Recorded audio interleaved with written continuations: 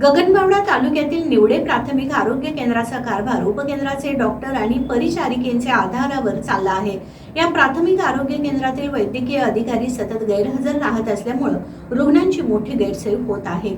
यामुळे 22 गावांचा आधारवड असणारे प्राथमिक आरोग्य केंद्र हे उपकेंद्रातील डॉक्टर आणि परिचारिकांच्या जबाबदारीवर सुरू आहे। निवडे प्राथमिक आरोग्य केंद्रात 2 वैद्यकीय अधिकारी मंजूर असताना एक रिक्त आहे। ज्यांच्याकडे या प्राथमिक आरोग्य केंद्राची मुख्य जबाबदारी आहे ते वैद्यकीय अधिकारी आपला खासगी दवाखाना चालवण्यात मग्न आहेत।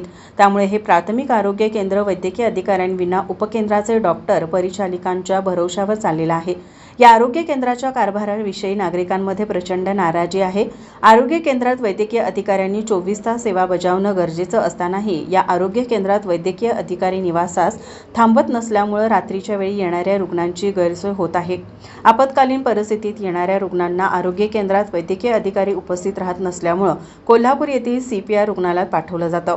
प्राथमिक आरोग्य केंद्रांतर्गत 4 उपकेंद्र येतात। आरोग्य केंद्र आणि उपकेंद्रांमध्ये अपेक्षित कर्मचारी वर्ग नसल्यामुळे उपकेंद्रात सेवेत असणाऱ्या परिचारिकांना उपकेंद्र तसंच प्राथमिक आरोग्य केंद्र या ठिकाणी दुहेरी सेवा बजावावी लागते।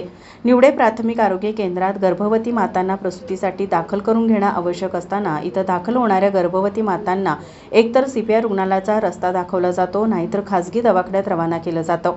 निवडे आरोग्य केंद्रातील गैरकारभार सुधारावा, या ठिकाणी सेवेत असणाऱ्या वैद्यकीय अधिकाऱ्यांनी पूर्णवेळ सेवा द्यावी अशी स्थानिक नागरिकांची मागणी आहे। प्राथमिक आरोग्य केंद्रात वैद्यकीय अधिकारी पूर्णवेळ सेवा देत नसल्यामुळे जिल्हा परिषदेच्या आरोग्य विभागानं निवडे प्राथमिक आरोग्य केंद्राकडे विशेष लक्ष देण्याची गरज निर्माण केली आहे।